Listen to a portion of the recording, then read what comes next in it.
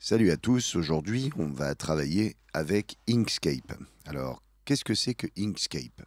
C'est l'équivalent de Adobe Illustrator, c'est-à-dire qu'on peut travailler sur des images ou des textes, mais avec un petit twist, quelque chose de particulier, c'est que ces textes et ces images ne sont pas dessinés point à point, comme dans la plupart des images, mais sont vectorisées. Alors c'est assez simple à comprendre. En réalité, dans une image, lorsque j'ai des pixels, donc des petits points, cette image va être très lourde à manipuler et surtout, au bout d'un moment, quand on l'agrandit, on va avoir des pixels. On va voir, la qualité va être de mauvaise qualité, elle va pixeliser, il va y avoir des carrés, ça va être moche quand on zoome dessus. Le fait d'avoir une image vectorielle, bien qu'elle ait moins de détails, quoique ça puisse se régler, va permettre de zoomer, d'utiliser d'une certaine manière des images dont la façon que je vais vous montrer aujourd'hui, qui pour moi est intéressante pour créer des images utilisables en classe pour des icônes, par exemple, pour des documents. Donc l'idée aujourd'hui va être de créer une icône, par exemple pour un plan de travail, et j'ai besoin d'avoir des icônes qui représentent des cahiers, mais je ne veux pas utiliser une photo, je veux que ce soit un dessin simplifié. Je vais aller dans Fichier, je vais importer une image qui là ne sera pas une image vectorielle, hein, on est bien d'accord que c'est une image bitmap, ou en tout cas avec des pixels.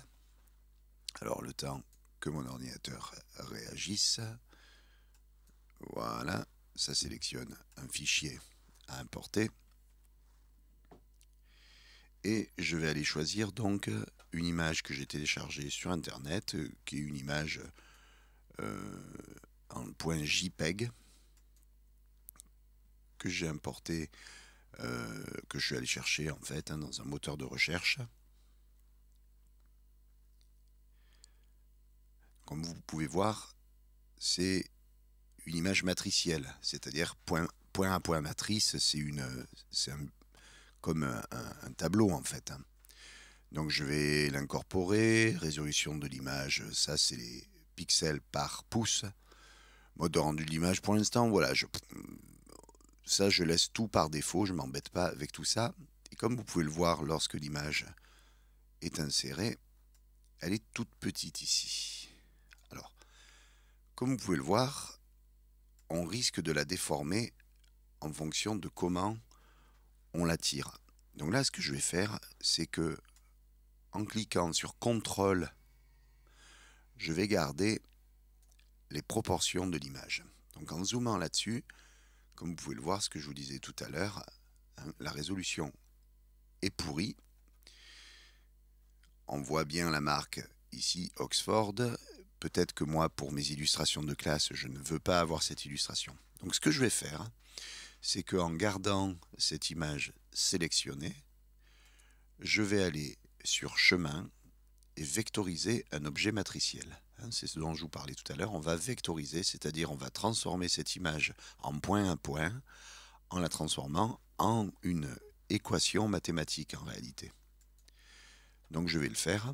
Ça me fait apparaître donc cette boîte de dialogue qui n'est pas forcément simple au premier abord, mais qui en réalité n'est pas si compliqué que ça. Déjà, ce qu'on va faire, c'est qu'on va mettre aperçu en direct. Je vais cliquer sur cette option-là qui va me permettre de voir en direct ce que la machine est en train de calculer et quel sera ce qui va ressortir. Donc il y a une passe simple qui permet de créer des images en gros en noir et blanc. Vous voyez que là, selon ce que je choisis, si c'est le seuil de luminosité, la détection de contours ou les couleurs, je n'ai pas exactement le même résultat. Alors, je pourrais très bien, pour créer une icône, utiliser la détection de contours. Là, pour l'exercice d'aujourd'hui, je vais plutôt aller sur le pass multiple et sur les couleurs. Alors, quelque chose qui est intéressant à voir, et vous pouvez voir déjà qu'il y a des choses qui se passent là à l'intérieur, c'est qu'en simplifiant les passes, c'est-à-dire le nombre de couleurs qui sont utilisées, je peux avoir quelque chose de bien propre. Donc là, si la machine veut bien réagir, voilà ici, À 5, on va voir 6, si ça fait quelque chose. 7, on voit qu'il y a encore ces aplats qui sont un peu moches. 6, allez, 5 me semble pas mal, parce que du coup, on n'a plus que les 4 couleurs. Ici, je vais valider. Et donc, comme je ferme cette boîte de dialogue, et comme vous pouvez le voir, mon image a été simplifiée. Mais ce qui se passe, c'est que l'image matricielle reste derrière. D'accord? Donc là, je peux virer ça.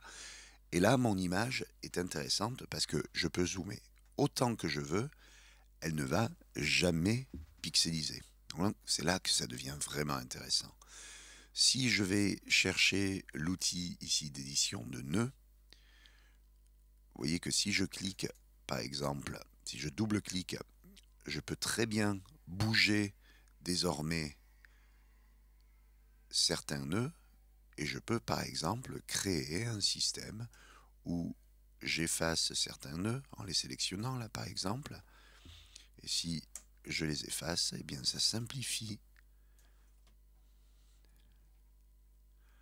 mes formes. Je vais m'en approcher. Je vais essayer de rendre ça, par exemple, moins. Voilà, par exemple, ici, ce qui me permet d'avoir une forme plus simple. Ou alors, je peux sélectionner le tout, aller dans chemin et simplifier. Là, généralement, ça enlève un certain nombre de nœuds qui permet en fait de rendre l'image plus lisible. Et donc là, vous voyez que ça peut aller très très loin. Si je sélectionne, par exemple, une des images, une des parties, et que ici le rouge, ce n'est pas la couleur qui me convient, je peux très bien changer désormais la couleur d'un des cahiers pour rendre l'image plus lisible, plus intéressante, et ainsi de suite. Donc vous voyez que là, encore une fois, la limite, c'est votre imagination. Je vous laisse tâtonner avec cet outil-là. À bientôt.